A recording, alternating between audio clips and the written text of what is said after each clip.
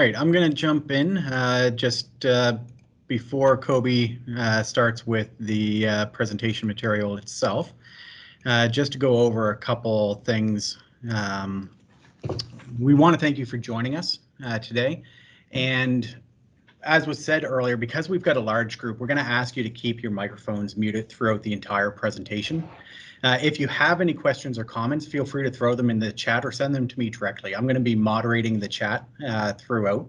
So if there's anything that you would like to have expanded on, or if you have any questions as they come up, rather than trying to remember what your question is at the end, we are going to have some time set aside at the end to answer those questions. And we have probably about 15 minutes at the end there. Quick background on who we are. Roman 3 Operations, we're an organizational development and training advisory division of our company, Roman 3 Solutions. We specialize in helping leaders and businesses improve the performance, efficiency, and productivities of their teams, their organizations, and even for themselves.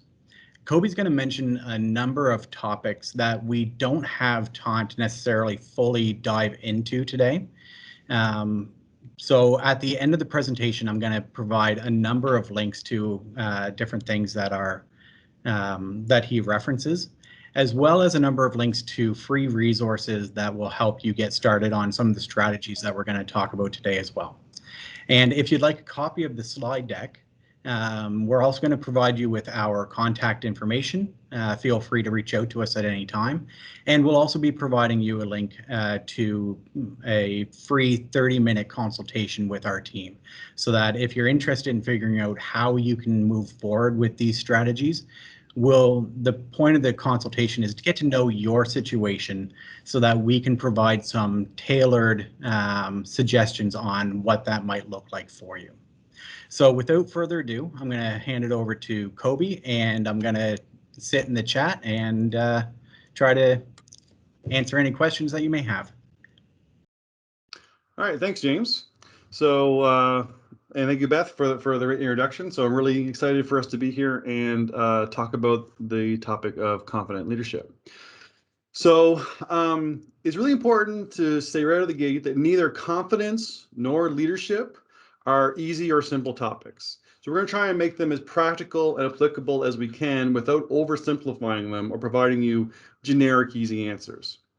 So what we're going to talk about over the next hour is the role of confidence in leadership, what it is and what it isn't, what we call the 3 depths of the modern leader, identify what the key to leading with confidence is, and provide you with some strategies that will help you create confidence in your ability to lead.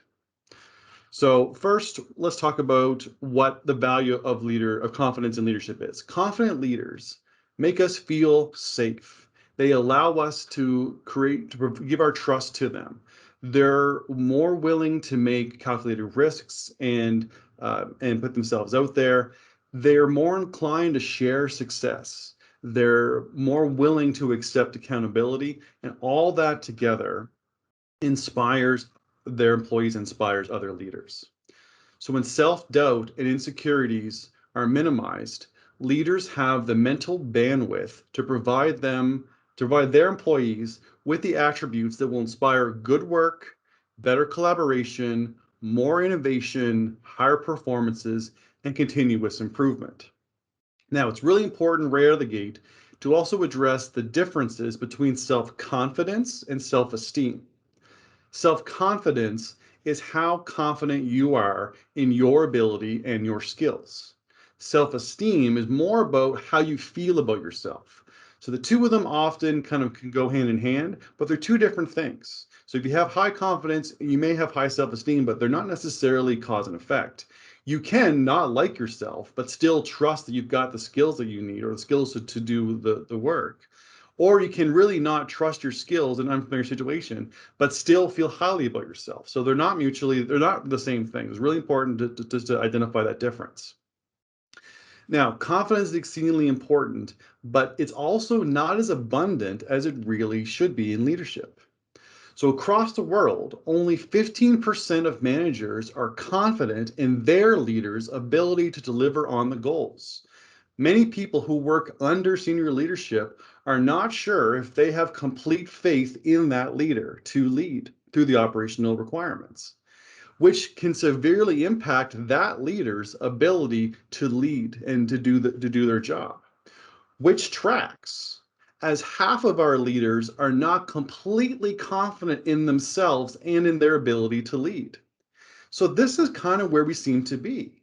Many of those who are leading are not confident in how equipped they are to lead, and many more are not confident in their ability to lead. So the real question is, how did we get here? Well, the reality is 58% of managers say they didn't receive any sort of management training. And a lot of the reason for that has to do with how and why people get promoted. One of the most common reasons for being promoted into management is due to an employee's technical proficiency. They're really good at their job, so we assume they'll be really good at the management job. And the thing is that they have an excellent skill set for the job that they were in, that they showed proficiency in. But when they get promoted to management, the challenge is this new role that they're in doesn't require the same technical proficiency that they showed or that they had before. They're not as skilled in the management role as they were in the more technical role. But they're expected to be as successful in the new job as they were in their old job. And the thing is that the skill set difference is vast between what they used to do when they excelled in and what they're required to do now. So unless they're trained and given the opportunity to develop their management skills, most managers will end up resorting back to the areas that they were proficient in the work itself, which is why we have a lot of managers who get into the weeds and have a hard time letting go of the work they used to do. Because we're really good at training our technical staff to do the job well. But the question is, why are we less committed to training our management staff to have that same confidence and proficiency in the work? Now, what's interesting is that when we talk, is that women report needing more support and confidence to feel like they can be leaders. So the lack of management skill training to support confident leadership ends up being far worse for women. This is what we in workforce development call the confidence gap. It's a barrier to progression and promotion in the workplace caused by the systems that reinforce gender inequality. Because women actually show higher competence or higher ability to show competency in leadership skills than men do.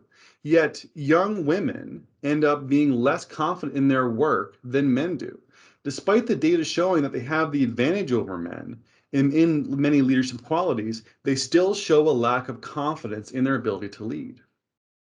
And this may have a lot to do with this fact that there's not enough leadership and management training supports that are provided, or rather not provided, when someone gets promoted. They're just expected to figure it out. So clearly, organizations need to do more to provide support and training to build confident leaders, especially in women. So now that we've talked about now let's talk about some of the misconceptions that come from understanding what confidence is in leadership. So the first misconception about confidence in leadership, or confidence in general, is that confidence is knowing that you're always right. This is completely wrong. Being confident or being right or wrong is irrelevant to confidence. What does matter is the ability to be okay with being wrong. Having the self-assurance to admit mistake or to ask for help is an actual sign of confidence. The needing to be right or not admitting a mistake or fault is a clear sign of a lack of confidence. Now, number two is that confidence is loud and showy. The truth is, confidence doesn't care about attention. If you are outgoing and introverted as a person, then that will affect the way that you show self-confidence. But if you are low-key and introverted, then that will affect how you show confidence. Confidence does not have a single look. And the third misconception is that confidence requires attention. But this is so wrong, it's actually quite the opposite. True confidence is more likely to create humility rather than seek attention. If you're confident and self-assured, then external validation should be far less important. But if you're mimicking confidence or overcompensating for a lack of confidence, then the external validation is required for you to feel confident. Now, what these misconceptions do is they often often allow confidence to be mistaken for arrogance. Now, the difference between confidence and arrogance can easily be summed up by psychologist and body language expert Dr. Amy Cuddy. She says confidence is a tool where arrogance is a weapon. Now, she also goes on to say that confidence invites people in and arrogance pushes people away. People use arrogance as a way to prevent others from challenging them, often as a way to defend a lack of confidence. Now, Amy Cuddy is someone that many people who have been looking to build confidence may have actually heard of. She has a very, very popular TED Talk on power poses and using body language to build confidence. And she's been cited as a major advocate for the old expression, fake it till you make it. Now, personally, that's not something I'm completely on board with, the whole fake it till you make it idea, but we're going to touch on that a little bit later. For now, let's talk a little bit more about what confidence is. Confidence is about feeling like you can handle the situation you are in or about to be in. What makes people feel like they can handle situations can come from different places. When it's a familiar situation, our experiences can give us a peace of mind that we are able to be successful because we were successful in the past, or at least we know what not to do.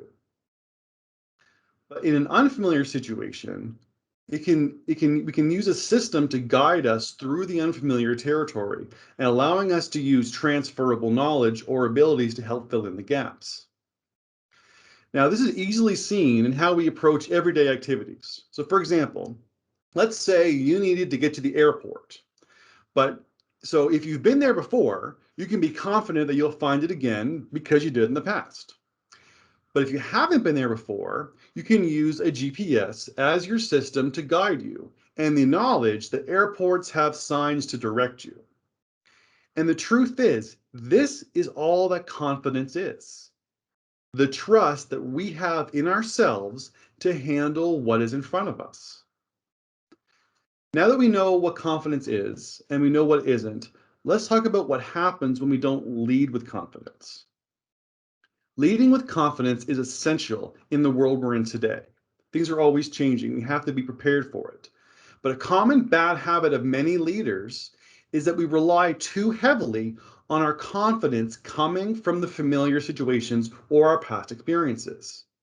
When we rely too heavily on the familiar and only on what worked for us in the past, then we risk losing confidence in new and unfamiliar situations. So this is also where we can talk about the idea of fake it till you make it. The problem with the idea is that we're supposed to fake confidence that comes from experience, placing the value on pretending we are experienced until we actually become experienced. But this is not how we actually build true self-confidence. What this actually does is it actually allows us to be more susceptible to what's called the imposter syndrome, where we feel like we're a fraud in our current role. And this can make achieving confidence from experience exceedingly more difficult. By relying too much on past experience and what was familiar to us can make you far more susceptible to what we call the 3 deaths of the modern leader. So let's take a look at those. So death number 1, self-sabotage. Self-sabotage is when we get in our own way and sacrifice our long-term success in order to maintain our short-term comfort. Self-sabotage can come in many shapes and forms. It can be a desire to not acknowledge a change or a problem and maintain the course, or it can be ignoring the problem and hope that it goes away. It can also be a reliance on your comfort zone or your experience and a desire to stick to what you know and prioritize your short-term comfort. So self-sabotage commonly presents as procrastination and protecting your comfort zone. Now let's look at this with an example from a past client that we work with. Meet Sally. So Sally is the executive director of a large crown corporation. She was hired to get the organization off the ground and manage the administrative side of incorporation. She was excellent at getting the organization rolling. Now, it was after the incorporation stage, once she had to start creating projects and partnerships, that she ran into some issues. She would still prioritize the more administrative tasks rather than move on to the stages of hiring staff, starting projects, and building new partnerships. Now, her board would continually encourage her and push her to hire someone to manage the administrative work so she could dedicate her time and focus into growth and expansion, where the organization needed to be. But the preoccupation she had with tasks and administrative responsibilities was making Sally start to neglect her more pressing priorities and allowing her to delay or ignore the strategic direction from her board. So this is when we were hired to work with Sally to optimize the organization's HR and operational structure. We also began to coach Sally on how to hire and delegate to people that she could trust. We were able to intervene with Sally early enough that her self-sabotage of sticking to the familiar, her comfort zone of administrative work, didn't ruin her credibility and long-term success. We were able to help her become more confident with the unfamiliar. Now let's move on to the second death of the modern leader. Self-preservation. Now, we typically think of self-preservation as an absolute good. I need to protect myself from risk and harm, but not just for me, but for those who depend and rely on me. While it's very true that we shouldn't put ourselves into harm's way and take unnecessary risks, we need to see self-preservation less as a primary objective and more as existing on a spectrum. On the beneficial side of the spectrum, we have actions like self-care, risk mitigation, and preserving our feelings of safety and security. But on the negative side of the spectrum, we have actions like being selfish, apathetic towards others, avoiding risks, and saving face. When it comes to leadership, it's critical to find a balance with self-preservation. You need to be sure that you can take care of your personal and financial future. But on the other hand, as a leader, you need to be willing to take risks, be wrong, make mistakes, have hard conversations, accept blame, and make unpopular decisions. Now, self-preservation commonly presents as a preoccupation with approval or making popular decisions. Now, let's look at self-preservation with an example.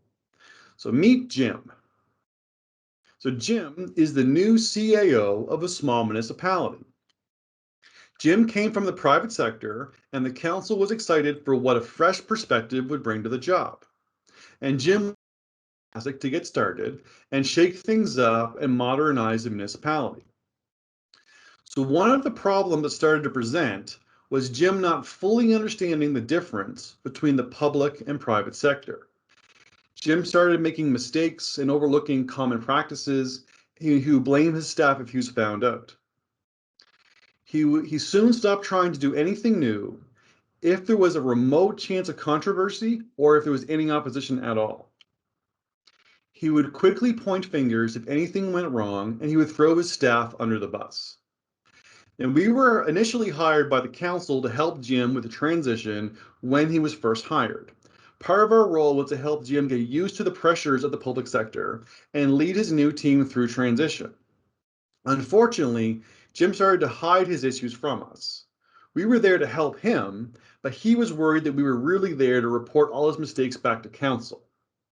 So he went to great lengths to save face around us and practically threatened the staff not to talk to us. Unfortunately, in this situation, we weren't able to help Jim. He ended up taking stress leave after a few months, and ultimately he quit the job. But this really is not unexpected when people are dealing with self-preservation.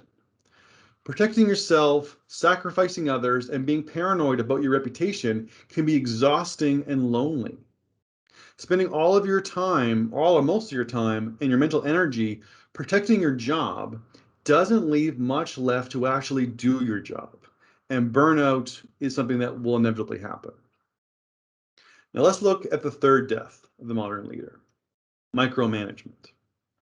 Now, according to the book, My Way or the Highway, The Micromanagement Survival Guide by Harry Chambers. 79% of people have experienced micromanagement in their jobs. 85% said micromanagement negatively impacted their morale.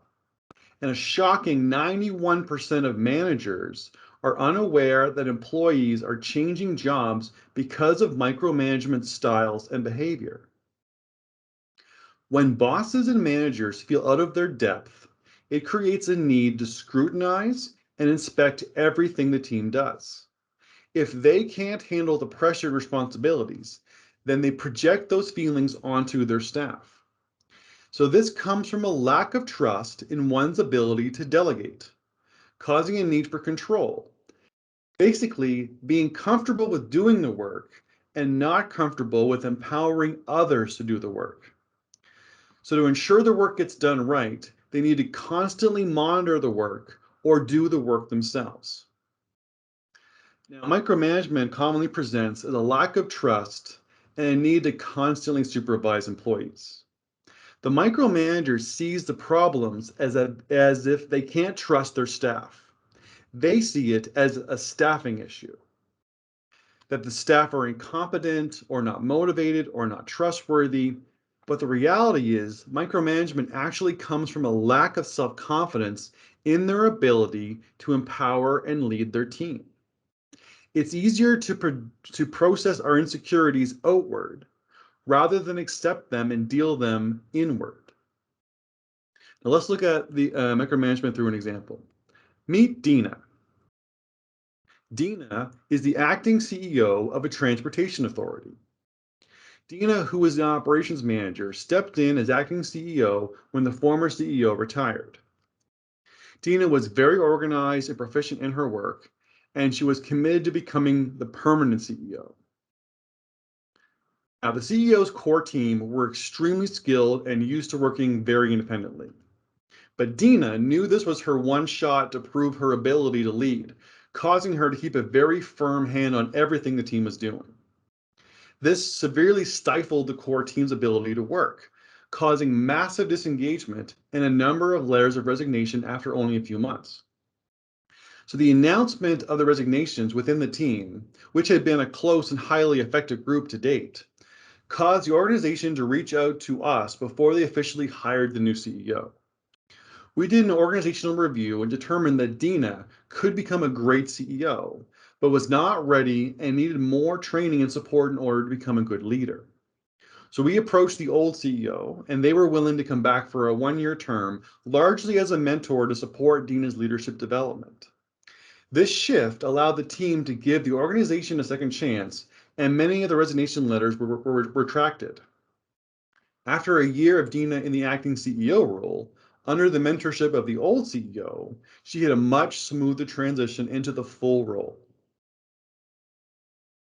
Now, the main cause of the 3 deaths are when we do not feel confident in our ability to lead, when we do not trust our ability to handle what's in front of us, especially the new and unfamiliar. This causes us to overly rely on our experiences, our comfort zone, to only make popular decisions, to ensure we save face, to seek complete control, and to do the work ourselves. The fundamental breakdown is not having a system to help us deal with the new and unfamiliar. This system will help us take our successes and experiences and find some aspects that will transfer to the new situation and apply a strategy that will allow us to handle what's in front of us. So let's talk about a system. Now, a good system needs to have 3 aspects: strategy, preparation, and action. So the system requires a strategy, which is a framework. So for example, if you were managing a new project in a new market, a strategy like the project management principles will be your guide. They will give you the framework of what you need to do, what you need to know, acquire, deliver, etc. Now, then we have to be able to prepare. This is about giving ourselves a time to create comfort with the new and finding the use of our transferability from our past experiences. And this could be anything. In the example I gave before about going to the airport, This could be taking some time before the trip to play around with your new GPS, plug it in, make sure it's charged, all that stuff. Make sure you know how to use it and it's going to work for you when you need it. In the project management example, it could be about researching the new market or its customer base. But it also could be about aspects that you already know, things like your existing product knowledge, or if your current contacts can introduce you to people in the new market. Preparation helps us place trust in our system. Now, it's really important in preparation to be aware of the effects of self-sabotage. When comparing your past to your new situation, you may overly rely on your experiences and force them to fit where they really won't. So also be careful not to spend too much time on the preparation. It's important to move beyond that stage, because another self-sabotage tactic is procrastinating the action and never actually leaving the preparation process. We call this the analysis paralysis. Now, the third part of it is we need to act. We need to put everything into action. So this involves moving forward without completely knowing everything, and being aware that you may need to pivot, you need to readjust. There's a possibility you may have to start over, and you could even fail. And this is why confidence is so important to implementation. It's the willingness to accept the consequences of actually doing something. You need to avoid self-preservation and accept responsibility for failure, or if you have to make the unpopular decision to start over. The key to every individual being able to lead with confidence is to find a framework that you can build your system on. Now, to help with that, we have a leadership framework that may work for you. So this is called integrity leadership, a framework that allows leaders to filter their decisions, judgments, actions, and initiatives. So it requires having a bit of confidence at the beginning, but it helps you continually build confidence the more you use it. Now, integrity leadership is made up of 5 domains.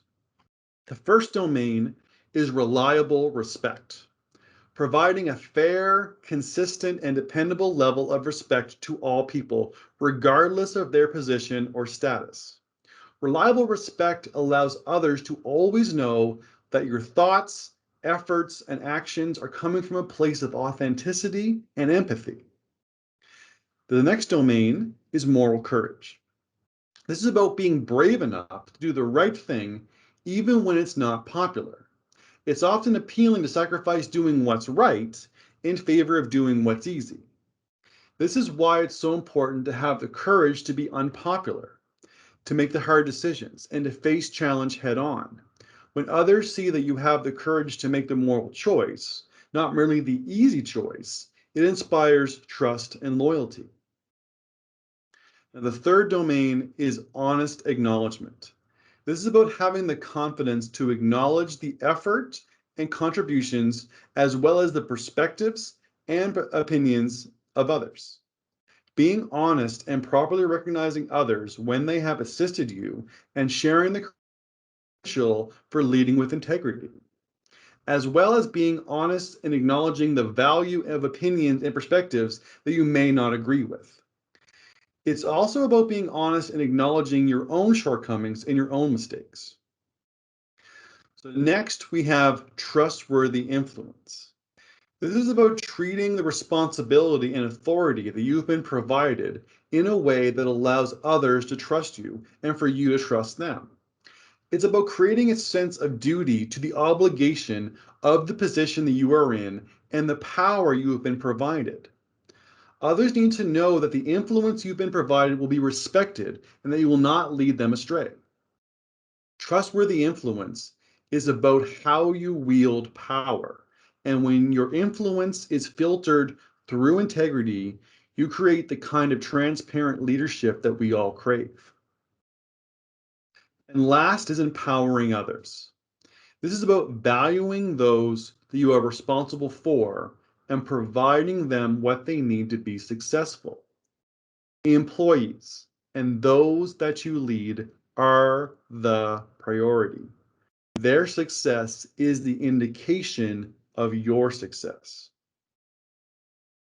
And when you filter, or you can use this kind of a filter through unfamiliar territory, of integrity leadership can actually give you a clear path and make it easier for you to be confident and to understand what you're supposed to do when you're pressed and when you're stressed.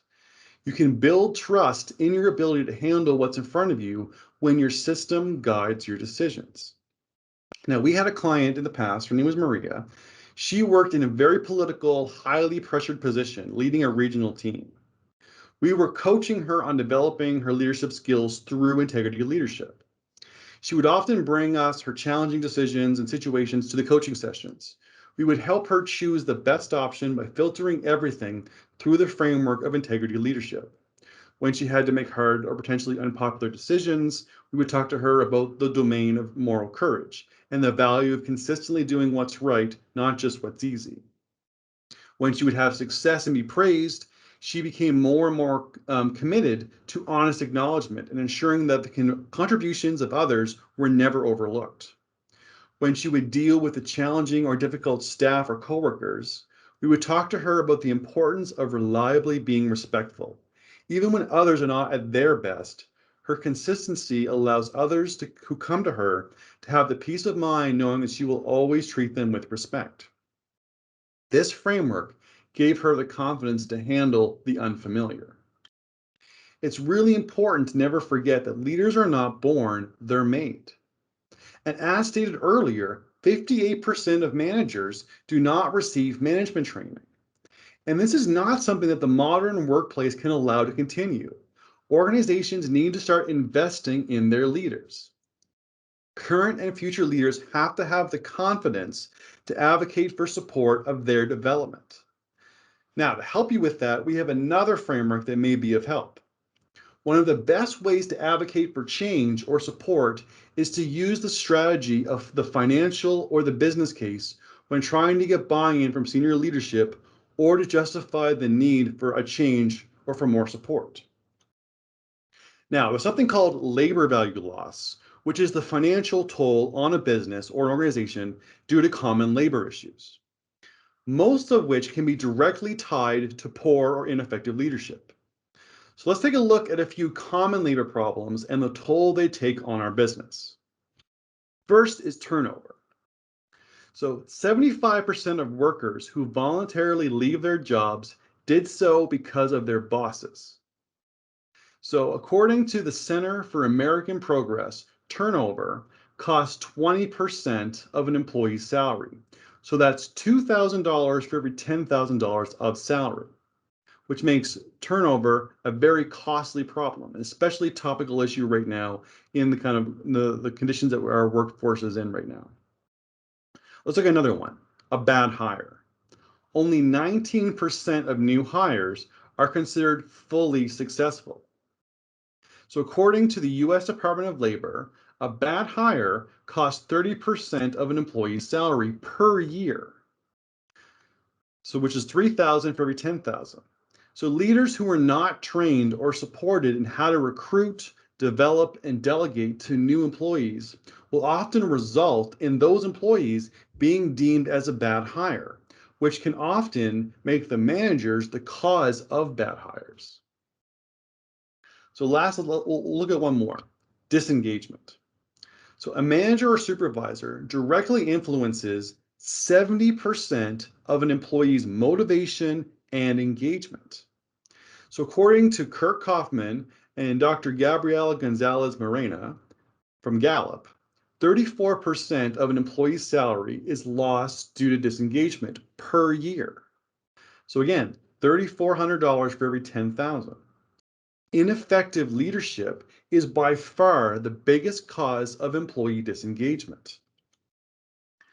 This data can help new and existing leaders present the business case to their organizations to invest in their leadership development by explaining that the organization is now and will continue to lose money if leadership is not properly trained and supported. So we've seen a number of new and existing leaders have success using the business case to create buy-in for change, whether they were the business owners themselves looking to justify their own development or managers trying to get buy-in from those who they report to. So we were working with a production manager of a large agri-foods business. He and the other managers had felt there was a real lack of support from ownership on their leadership development. So we suggested he take our course, Rethinking Labor Costs, Improving Profits and Productivity. The short 1-hour course explains labor value loss and presents the information on those 3 labor issues, as well as absenteeism and presenteeism. And he was able to use the calculator tool in the course to calculate the labor value loss for his division, as well as the organization as a whole. So he took the information that he learned from the course to other managers and made the business case to ownership on why they should all receive leadership training. A few months later, they were all enrolled in management training focused on employee motivation and engagement. Now, frameworks like the business case and integrity leadership can be a powerful way to create confidence in your ability to handle what's in front of you. When you have a system to handle something unfamiliar, like presenting the need for additional supports and training for a new manager, you can avoid the 3 deaths and start to reach your full potential. If you'd like to learn more about the frameworks we mentioned, you can find free supports and resources on our online training portal, Roman 3 Academy. If you want to learn more about labor value loss and take the free course, Rethinking Labor Costs, to help you develop the business case, you can find that on Roman 3 Academy. Also, if you want to learn more about integrity leadership, on our Knowledge Suite on Roman 3 Academy, we have some articles and some resources that kind of help you better understand and get you started. And if you'd like to more information or to chat with us, feel free to contact us at info.roman3.ca. So that's pretty much all I have prepared. So James, if you want to jump back in and let me know if there's anything that came up from the chat. Yeah, actually, there's an excellent question here about how can we begin to start building trust in an environment which is poisonous or negative, that toxic workplace? How can these principles be used in an environment that just is not good, to say the least? Well, the workplace culture is a kind of whole other topic. Now, when we talk about workplace culture, there's things that, there's a thing called the workplace culture hierarchy that allows you to understand what you kind of need to have, the kind of how do you eliminate job dissatisfaction that creates toxicity and that sort of stuff. And then from there, how do you replace, how do you create psychological safety that people can actually speak up and share their thoughts and feelings with, without fear of reprisal or fear of, kind of being pushed down for their thoughts. Creating that kind of needs to come from a type of leadership. So it's kind of like, it's a matter of one, they kind of need to kind of go together. The idea is that one of the ways to invoke the change is to really know what it is that the change needs to be. And then using the uses of effective change management, starting to get people to buy into the change. Say our workplace culture is costing us money. When people are leaving, people are disengaged because of all these things like that, we are hemorrhaging money. That may be a type of approach that may get people to pay attention to acknowledge the problem. Then it's a matter of getting the right support to help you address things like toxic employees or toxic culture and helping the leadership development. Often when we have the 3 deaths, it tends to kind of fester and cause other problems. And it creates a big knot. It's kind of hard to say, just do this one thing and then you'll solve all your problems. But understanding that, getting people to recognize it is a problem and there's a need for change and creating buy-in for that change is probably going to be your first step. Then, getting the support and help you need to help walk the organization through all of these issues is going to be a bit of a process, but it's kind of something you really can't do alone. So the idea is kind of deconstruct the problem down to kind of what is it that has to change first. And usually it's going to be about buying to do something about it. And then from there, it's a bit of a process that could take some time. But ultimately, if you deal with toxic workplaces and toxic employees and everything is kind of real bad, then you have to realize that, that organizations won't last. That is the collapse of many good companies with good products and good services, is when things fall apart internally, it kind of rots from the inside. So knowing that the longevity and the long-term success is going to be based on fixing the issue is often something that has to be acknowledged in order to fix it. But I say find kind of where you can start and then build buy-in on that first step. I also have another question here. One of your examples talked about not making the popular decision or being too focused on other people's approval. What can you say to, like, sorry, I'm messing this up. Can you offer any advice on how a leader can kind of walk that line? Okay, and that is a really good question. Because trying to acknowledge kind of the way to walk the line. I guess the best way to describe it is to talk about the difference between being nice versus being kind. So niceness is about being pleasing to others, giving them a pleasant experience, regardless of the need or context. There's a lot of pacification that comes with niceness. Whereas kindness is about being truly supportive of others, giving them the help or advice that they need, whether they need it or not, or whether they want it or not, sorry. So we talk about niceness and kindness in some of our other courses, and the way I kind of like to describe it is niceness is smiling back at someone a smile at you, where kindness is letting that person know they have spinach in their teeth. So walking the line is to be kind of clear of, I'm not going to be popular every day, but if I consistently do what's kind for everybody, and ultimately, if you can be kind in a pleasing way, that tends to help. But ultimately, choosing kindness over niceness, choosing what's best for everybody over pacification. So I hope that answers the question. So how can someone from the team member properly address the lack of engaging leadership and avoid deepening the practices that are making a team less effective? Right. Yeah. So that is one of the challenges is when you acknowledge that there's a problem above and you're not getting a lot of the support around it. I think a lot of it is to kind of have that solution-focused approach to addressing the issue. So knowing that, okay, so things are not working the way that they could be.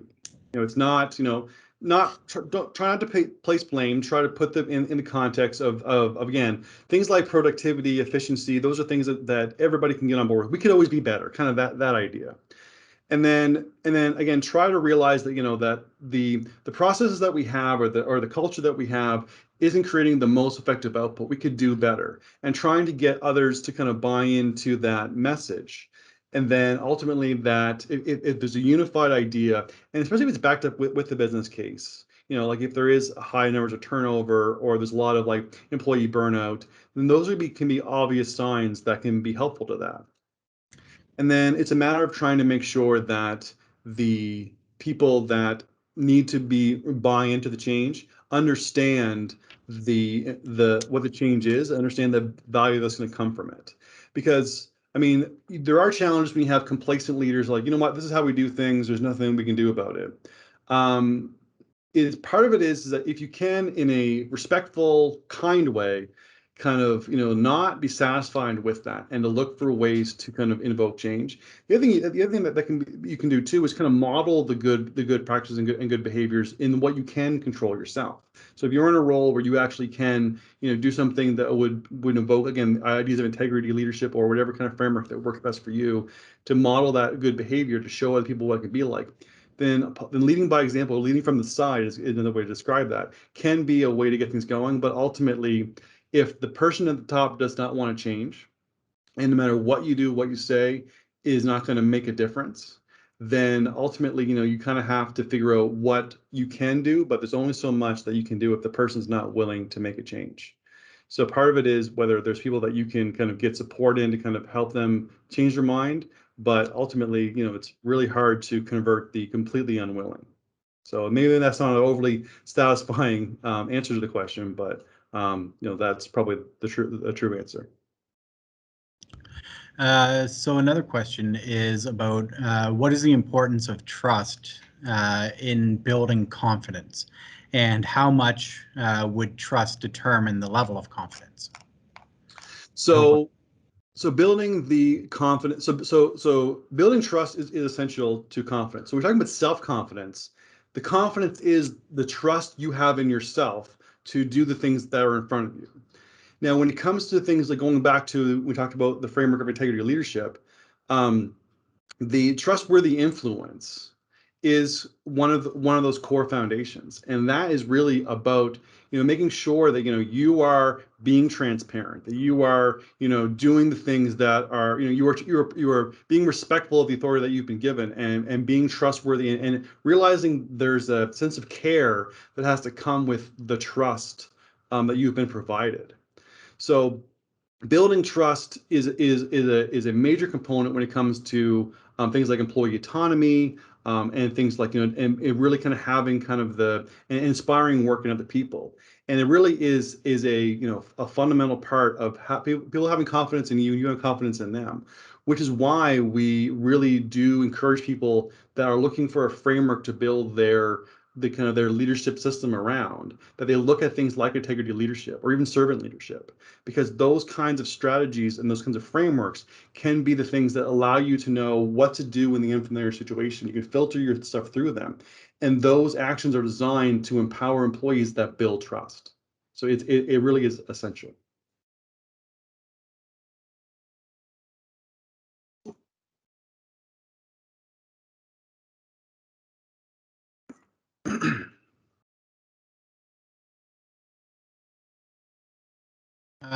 All right, we've got about 10 minutes left. If there's any other questions that you want to roll in, this is a great time.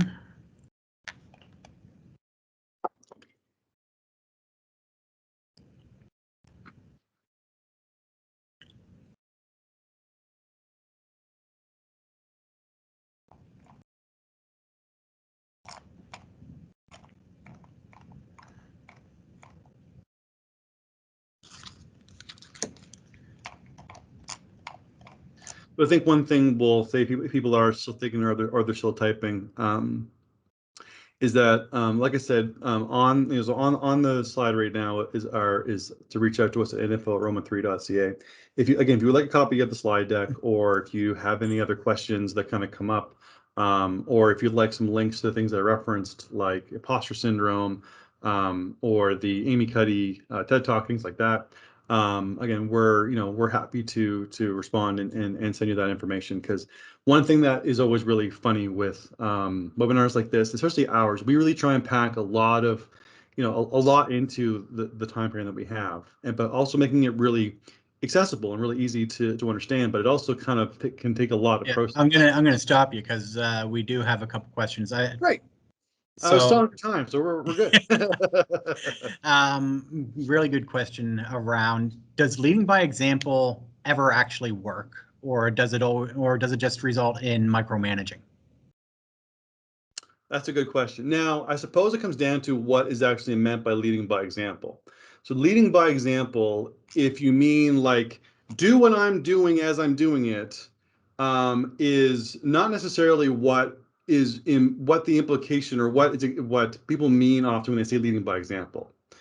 What leading by example is supposed to mean is I'm going to model the right approach, the right behavior, the right kind of calm under pressure, and I'm going to show how, not just how the tasks are done, but how the environment is created, how the conversations should happen, and I'm going to show you the most effective way to both interact with others, but most importantly, how to interact with me.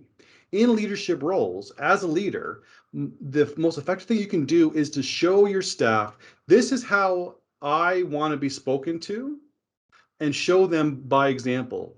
So speak to them in the way that you want them to speak to you. Ultimately, you want them to speak to each other, or create the environment with them that you want to experience yourself.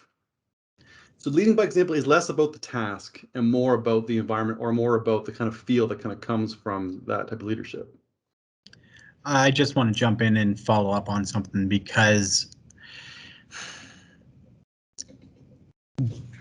for somebody who is insecure in their position, for a leader who is insecure and is a micromanager, and if they're a vindictive person, you can't help somebody who doesn't want to be helped, unfortunately.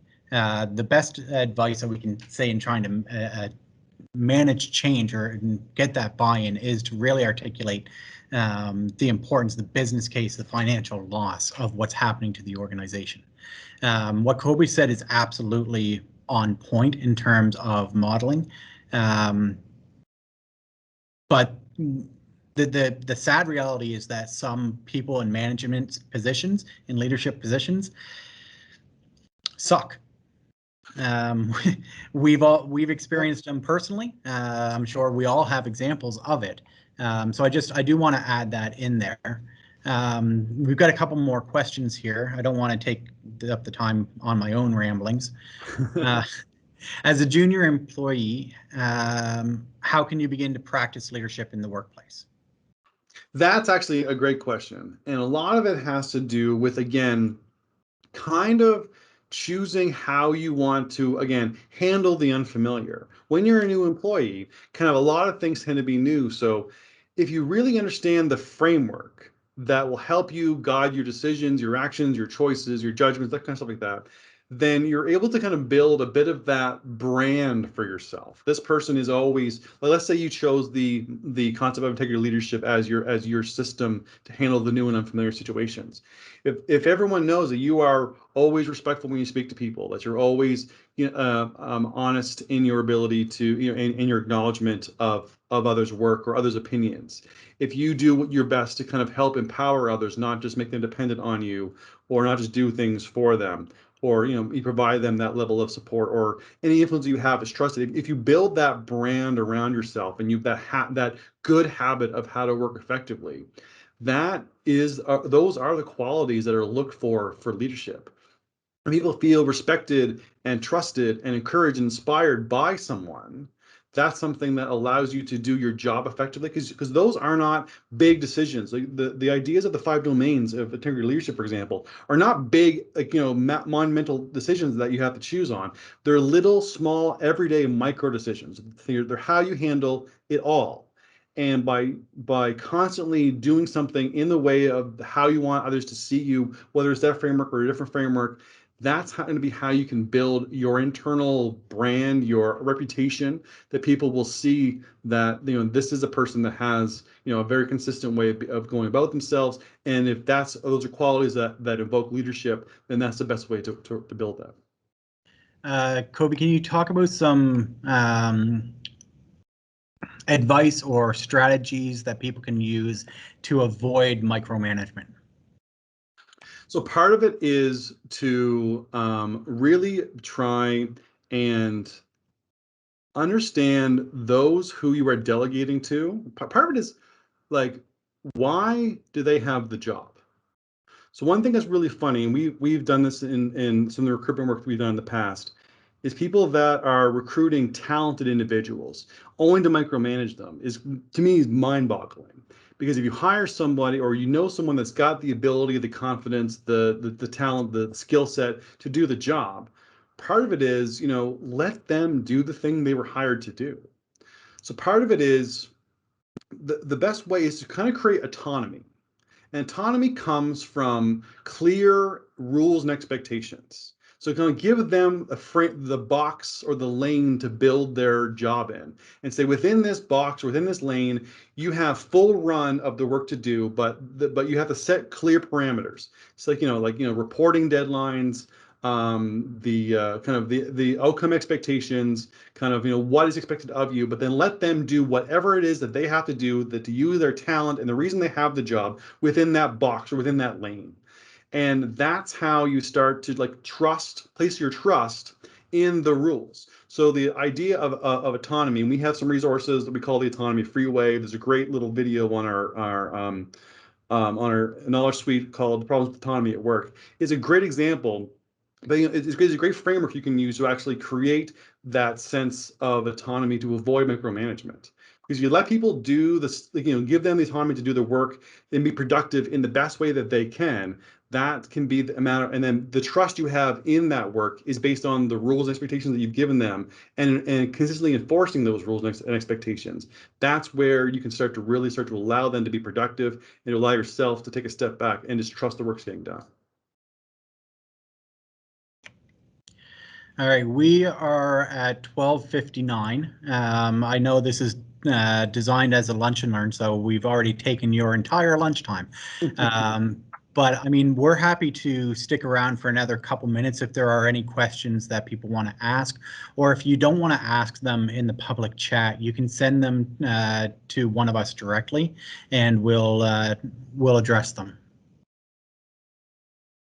I'll close the slide down too. Yeah, we'll hang out for a few minutes. Hey.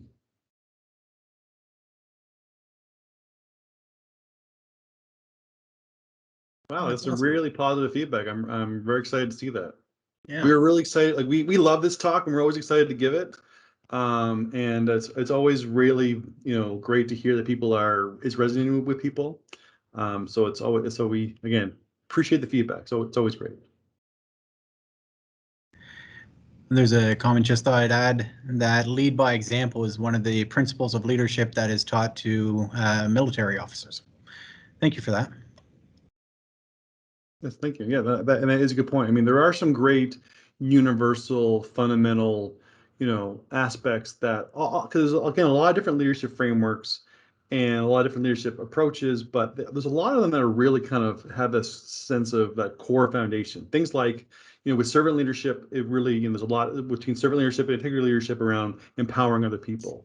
And in things like, military work and service and that kind of stuff, the idea of leading by example and kind of showing someone how you want to be treated, spoken to, that environment is, again, there's a lot of those universal truths that really exist in there. So it's really important to recognize those, because those are probably the things that are having the most effect. All right. Well, thank you, everybody who's remaining. And you can reach out to us anytime at info@roman3.ca. Yeah, we're happy to have been here. Yeah, and thank all of you for your time and listening to us. Take care. Bye. Bye, everybody.